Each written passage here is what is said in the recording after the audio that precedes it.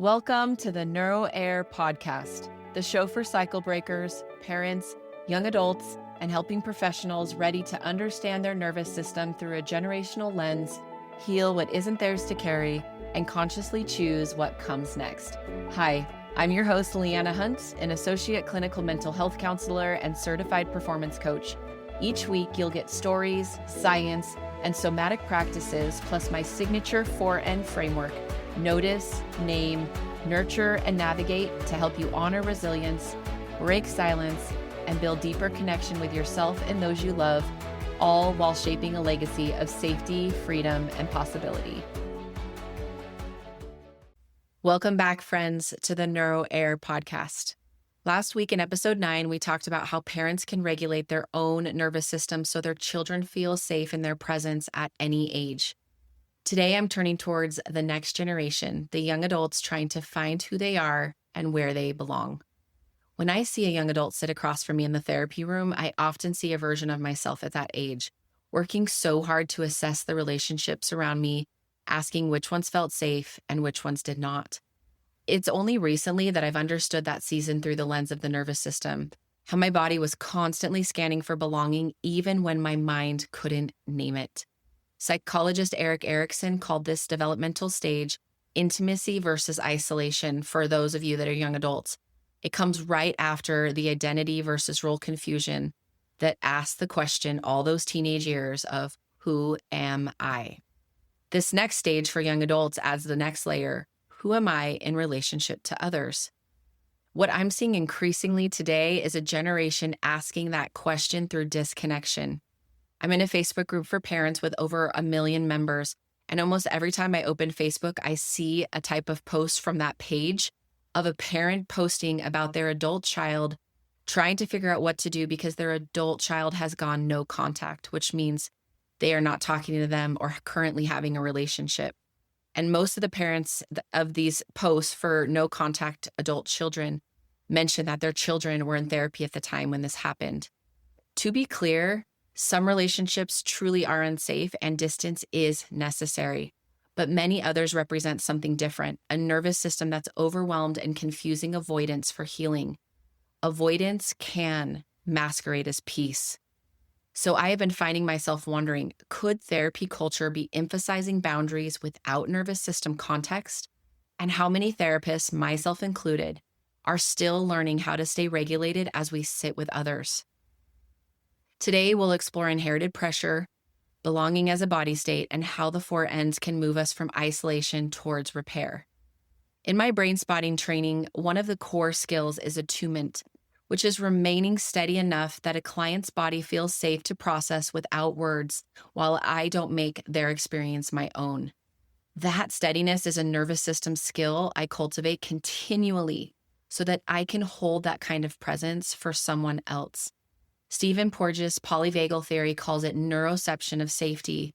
Our bodies are always asking, am I safe enough to stay present? Also, I truly believe that boundaries matter, but boundaries without regulation often become walls. No contact may be a needed pause for some, yet for many, it's a collapse response, a flight from discomfort that could have become an opportunity for growth if the body actually had skills to stay present. I want to tell you a hypothetical story. Imagine a young woman, and let's call her Sarah. She's 25, super successful on paper, and completely exhausted and depleted inside. Every relationship for Sarah feels like a chore and an evaluation of her worth. At home growing up, achievement was love's language and what was praised. So when conflict arises, Sarah's nervous system interprets it as a threat. She pulls away for weeks, the body's flight response in action. Through our work together, and you can imagine this in your own life, she learns to slow down her body's story. We practice the 4Ns. First is notice.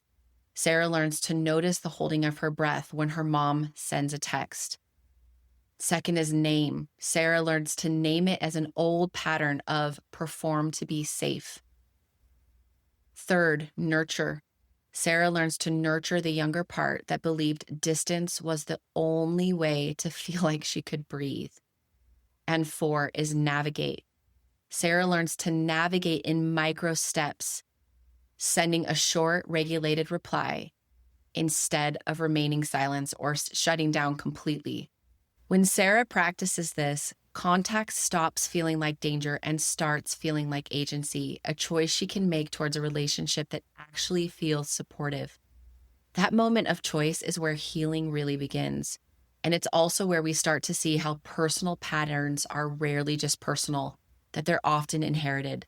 The body doesn't only carry our own stories, it carries the unfinished stories of those who came before us, which brings us to the deeper question underneath it all. Where did I learn that closeness wasn't safe? In Erickson's stage of intimacy versus isolation, we learn whether connection can coexist with safety. If our nervous system was trained that closeness equals criticism, control, or rejection, our body will protect us from it.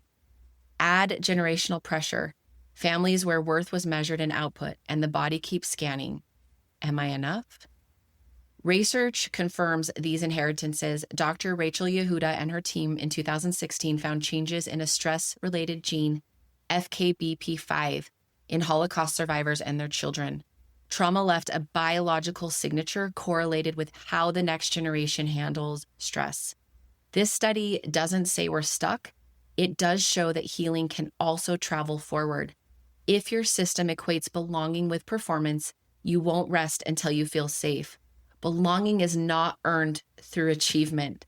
And for many of us, that is probably still hard to hear. Belonging is not earned through achievement. It's experienced when safety actually lands in the body. This might feel foreign, but it's true. Your nervous system doesn't need your success. It needs safety. It took me a really long time to learn this, to learn that safety grows when we heal enough to sit with who we are and know that that's enough instead of collapsing into what we do. I want to go with you into a gentle guided practice. Let's do this together. So take a minute and find a comfortable position, pause the podcast if you need to, and come back when you're ready. Okay, so when you're ready, first, just notice, bring to mind one self-belief you struggle with, such as I'm not enough, I always mess up, or I can't slow down. I want to invite you just to close your eyes if it feels safe to do so. Just do a gentle body scan from the top of your head all the way down to your toes. And just ask yourself, where does this belief live? And trust the very first thing that you think or feel or see. Maybe it's in your throat or your chest or your stomach. And just gently place a hand there and whisper to yourself, thank you, body, for trying to keep me safe. Second is name and ask, when did I first feel this? Again, just invite yourself to trust yourself. Let whatever wants to surface do so without filtering. Maybe you see or feel a younger version of yourself, your 8-year-old self or your 13-year-old self or your 17-year-old self, the one who learned to earn love.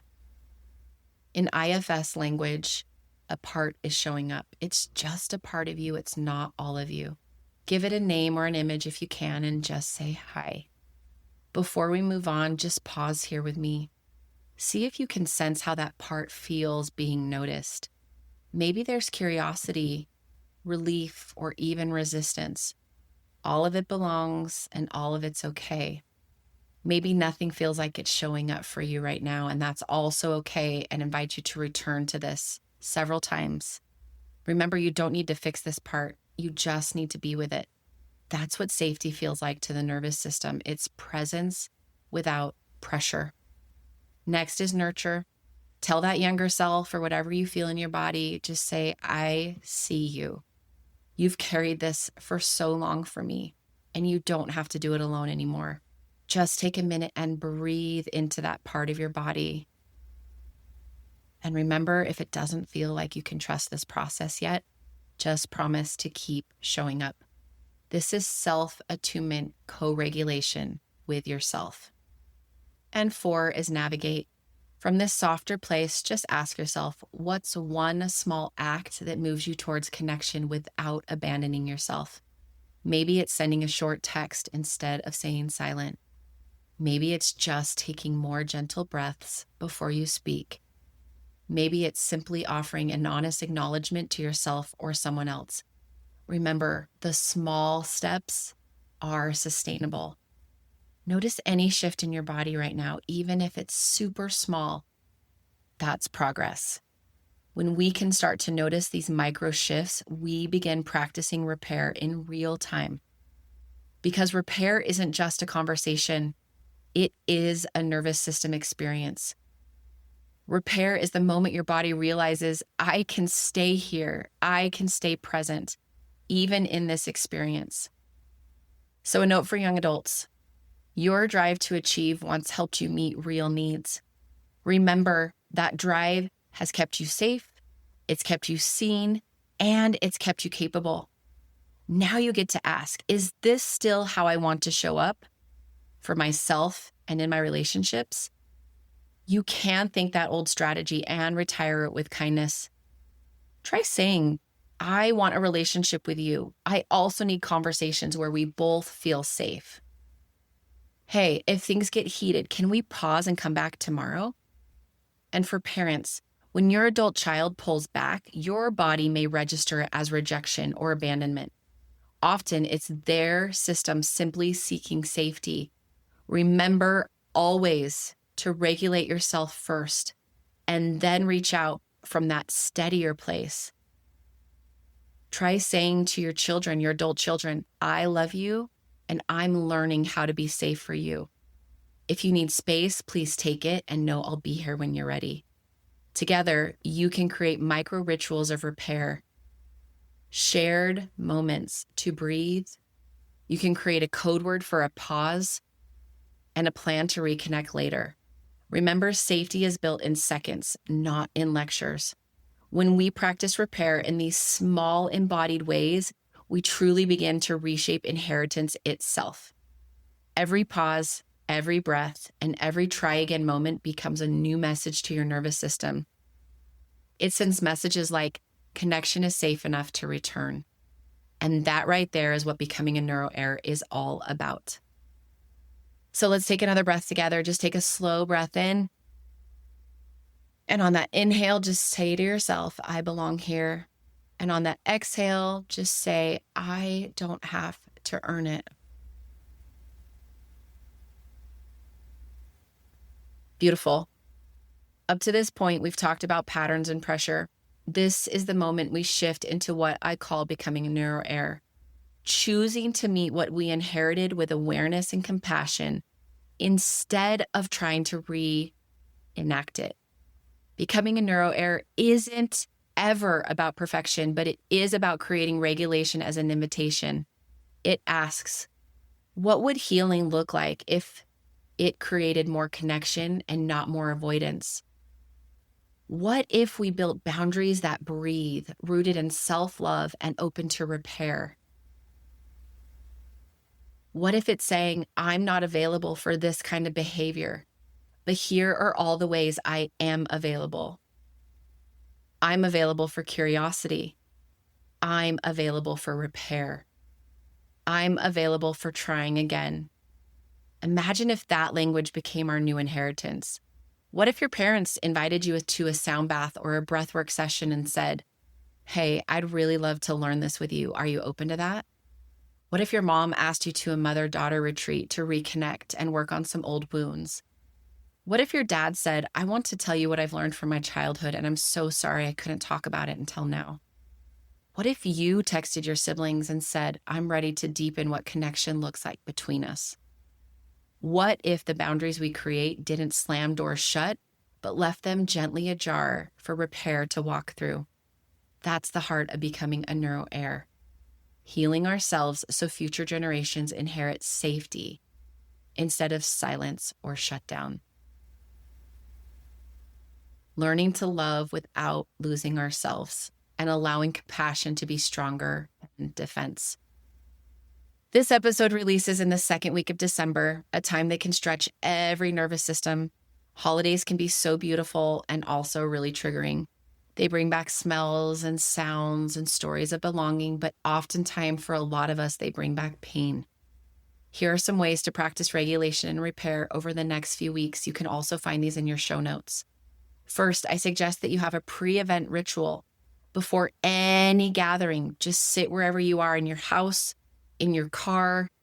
Just practice breathing in through the nose and lengthen your exhale with every exhale. And just say to yourself, I can stay for 2 hours and leave by 9. And remind yourself, this is my regulation. This isn't me about rejecting anyone. Number 2, open with safety, not strategy. Start with a shared memory. So with a family member, the example would be like, hey, I've been thinking about your stuffing recipe. Third, repair in the moment, such as using language like, I care about this and I'm getting activated. Can we pause and circle back after a walk? Another one, choose a connection micro act. Send a thinking of you text. Maybe make tea, sit quietly beside someone watching the fire. Small signals accumulate. And 5, a post-event debrief. Be able to sit and ask yourself, what went a little better tonight? Where did I stay connected to myself? And what adjustments will I try next time? Here are a few examples of language that keeps the door open for repair, and these are also in your show notes. I'm not available for yelling or criticism, but I am available for honest conversation when we both feel settled. I'm not available for sarcasm, but I am available for humor that brings us both closer together. I'm not available for rehashing the past right now, but I am available to share what I'm learning and to listen to you. Hey, I'm not available to try to fix this tonight, but I am available for a 20-minute talk tomorrow after I get some rest. I'm not available for avoidance, but I am available for slow repair with breaks when either of us need one. Pick one line and try it out. And remember that this is a bridge. As you close today, ask yourself, what boundary could I actually rewrite as a bridge? What phrase could I transform from protection into possibility? Because belonging isn't the absence of boundaries, guys. It's the presence of safety inside them. I'm going to say that one more time. Because belonging isn't the absence of boundaries, it's the presence of safety inside them. And if you'd like some help with that, make sure to go and check the show notes to get all of those, as we already mentioned. And you can use these for holidays and for other family gatherings. If this conversation resonated, stay tuned for details on my upcoming Neuro Air group membership launching in February, where we'll practice turning these insights into real repair. I'm so excited about what we're creating right now. And remember, you may not have chosen what you inherited, but you can choose how you heal it and how you belong now. I hope you guys know that I'm cheering you on and sending you my absolute best this week and weekend. May your holiday days be filled with small moments of repair and recognition that connection is possible. If any of my episodes have resonated with you so far, please could you take a moment and leave a review? This helps other neuro heirs. They don't even know it yet, but helps others that are learning to regulate themselves, wanting to understand the patterns of generational impact. It helps them find the show. And also for this holiday season, please send it to a parent you know that might be struggling with their own young adult, or a young adult that is trying to have and maintain connection with their parents. So until next time, bye guys.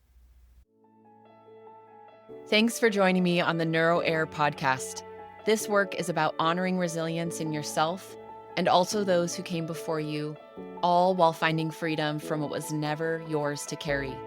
With the help of stories, science, somatic tools, and the 4 N's, notice, name, nurture, and navigate, you have a path toward deeper connection with yourself, your loved ones, and the legacy you want to pass on.